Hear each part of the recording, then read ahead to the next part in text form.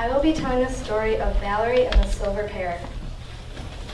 On hot summer days, Valerie liked to ride her bike to her grandfather's house. He had a big backyard and he lived on the edge of town. In his backyard, he had an apple tree, a pear tree, and a cherry tree. On one particular day, Valerie and grandfather were sitting on their back porch eating cheese and bologna sandwiches when grandfather began to tell Valerie a story.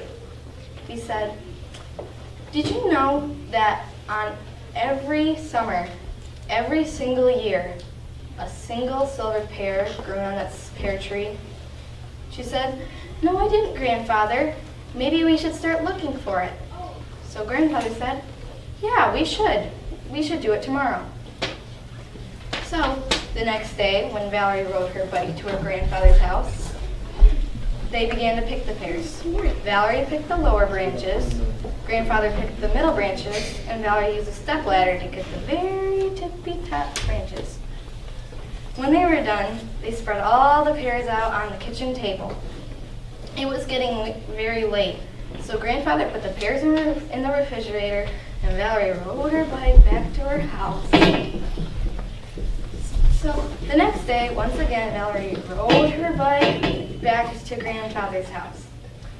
Then they began to look in grandmother's old recipe book for a nice recipe to use the pears for that weren't silver. So they began flipping through pages, trying to find the pea section.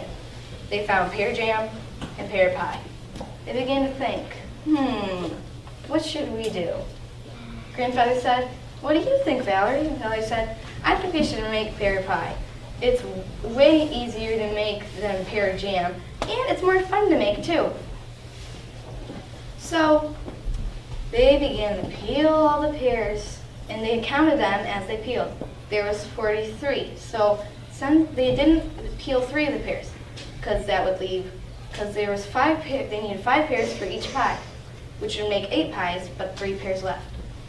So they thought, one for grandfather to eat, one for Valerie to eat, the last one, well, that better be the silver one.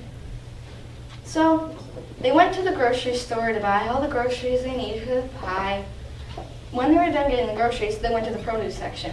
Valerie looked at the pears. These look pretty good, but they're not as good as ours. Then grandfather said, "Can't beat what you've grown in your own backyard." As they were going back to grandfather's house, grandfather told Valerie another story. You see, grandfather and grandmother liked to give the pear to somebody every year. One year, they couldn't figure out who to give the pear to, so they put it in a bottle. Valerie interrupted, "How could you fit a silver pear in a bottle?" Grandfather said, "I guess you're right. We just used one of those big mason jars. Screwed the lid on tight, sealed it with wax. When we were sure the tide was going out, we threw it in with a pear and a note saying, 'We hope you like the silver pear.'" And Valerie said, "I bet they were sure surprised to find a silver pear in a bottle." When they got back to the house, they began to make the dough for the pie. It wouldn't spread. It was too crumbly and it wouldn't go across the pie. So they called the library. The librarian, she didn't even have to look in a book. She just told them to add water to the pear crust and put it in the refrigerator for 30 minutes. When 30 minutes were over, they took the crust out and it spread on perfectly. They put 4 pies in the oven and put the other 4 in the refrigerator to cook tomorrow. When the pear pie was done cooking, they took all the pear pies out and chose the best, juiciest looking one. Set it out on the table, but they began to peel the other pears, the other last 3. There was no silver pear.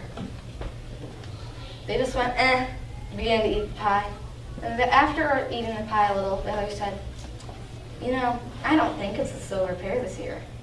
I think it's a silver apple. I love apples." Grandfather said, "I bet you're right. We're going to have to start on the apples tomorrow." And so they did.